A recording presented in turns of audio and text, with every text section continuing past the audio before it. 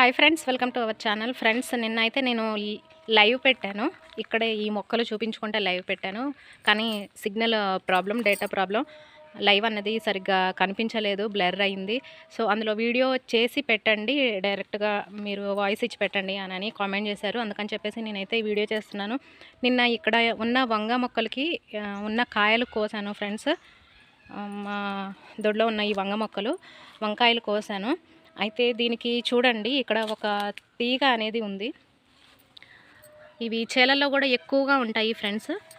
ఇది చూడండి ఎలా ఉందో. ఇదంతా కూడా దీన్ని ఏమంటారు అంటే బంగారు తీగ అంటారు ఫ్రెండ్స్. నేను మీకు చూపిస్తాను. ఇట్లా ఉంటుంది, ఒక నారలాగా పీచులాగా ఉంటుంది. దీనికి ఆకులు, కాండం ఇలాంటివి ఏమీ ఉండవు. ఈ రకంగా ఉంటుంది. ఇది తీగ అన్నది ఏం చేస్తుందంటే చూడండి ఎలాగా చుట్టేసిందో. వంగ మొక్కకు అంతా కూడా నేను కింద నుంచి కూడా చూపిస్తాను. చూడండి, చూసారు కదా వంగ మొక్కకి ఎలా చుట్టేసిందో. అయితే దీని తత్వం ఏంటి అంటే, ఇప్పుడు ఎగ్జాంపుల్కి మన ఇవి ఆకులున్న చెట్లన్నీ కూడా, సో ఈ చెట్లన్నీ ఏమిటి అంటే మనకి సూర్యుని ద్వారా కిరణజన్య సంయోగక్రియ జరిపి, అంటే వాటి ఆహారం తమే తయారు చేసుకుంటాయి ఈ చెట్లన్నీ కూడా. బట్ ఈ బంగారు తీగ ఏదైతే ఉందో దీనికి ఆకులు ఉండవు, అంటే ఆకులు ఉన్నవే తయారు చేసుకోగలవు. ఈ తీగకి ఆకులు, కాండం ఇటువంటివి ఏమీ ఉండవు. ఇవి బతకడానికి ఏం చేస్తాయంటే, ఈ బంగారు తీగ బతకడానికి ఏం చేస్తుంది అంటే పక్క జీవి మీద ఆధారపడుతుంది.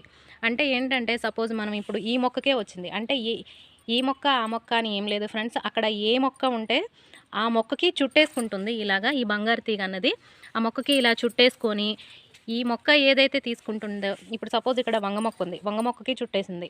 వంగ మొక్క మనం పోసే వాటర్ తీసుకుంటుంది, తన ఆహారాన్ని తనే స్వయంగా తయారు చేసుకుంటుంది సూర్యరశ్మి నుంచి.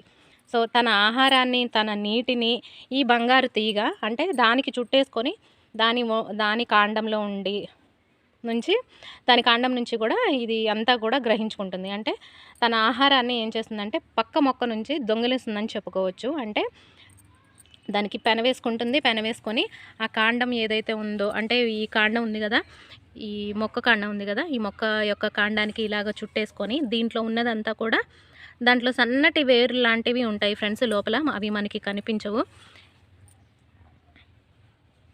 అటువంటి వేర్లతో ఇవన్నీ కూడా దానికి కావాల్సిందంతా కూడా చుట్టేసుకొని తనకు కావాల్సిన ఆహారం, తనకు కావాల్సిన నీటిని కూడా ఈ బంగారు తీగ గ్రహిస్తుంది. ఇట్లాగా గ్రహించి ఏం చేస్తుందంటే మొత్తం అంతా కూడా చిన్నగా స్టార్ట్ అయ్యి, చూడండి చిన్నగా స్టార్ట్ అయ్యి, చూసారు కదా మొత్తం అంతా బాగా ఈ ఒక్క మొక్కకే ఉంది. సైడ్ పక్కలు ఉన్నాయి కానీ ఆ మొక్కలకి లేవు. కానీ పక్క మొక్కలకు కూడా స్ప్రెడ్ అయిపోతుంది ఫ్రెండ్స్. ఇది స్ప్రెడ్ అయిపోతుంది.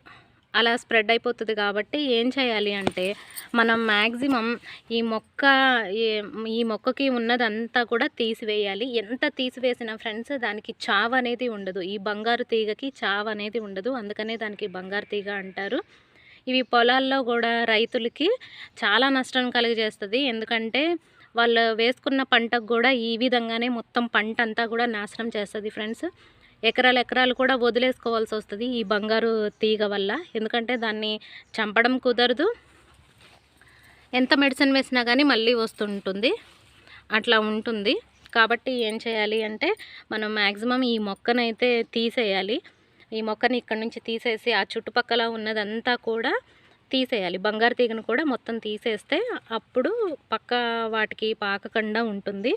అయితే చాలా ఫాస్ట్గా స్ప్రెడ్ అవుతుంది. ఇది మనం చూసేలోపే చాలా ఎదిగిపోతుంది. మొక్క అంతా కూడా చుట్టేసుకుంటుంది ఫ్రెండ్స్. చూడండి, దీనికి ఆకులు కానీ కాండం కానీ ఏది ఉండదు. ఇది ఒక నారలాగా, పీచులాగా ఎలా కనిపిస్తుందో.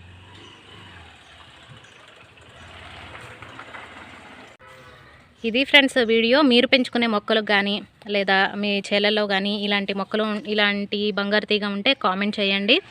ఈ వీడియో మీకు యూజ్ఫుల్గా ఉంటుంది అనుకుంటున్నాను. ఎక్కడైనా ఉంటే మాత్రం దానికి సమూలంగా తీసివేయండి ఫ్రెండ్స్. ఏ మొక్కకైతే అది స్ప్రెడ్ అయ్యి ఉందో అదంతా కూడా పీకి పక్కన పడేసేయండి. దాని చుట్టుపక్కల కూడా ఉంటుంది. అవసరమైతే ఆ చుట్టుపక్కల ఉన్న మొక్కలు కూడా పీకేసి అక్కడంతా కూడా క్లీన్ చేసేయండి. లేకపోతే దీనికి చావు అనేది ఉండదు. సో ఇది ఫ్రెండ్స్, వీడియో నచ్చినట్లయితే లైక్ చేయండి, షేర్ చేయండి, సబ్స్క్రైబ్ చేయండి. Thank you.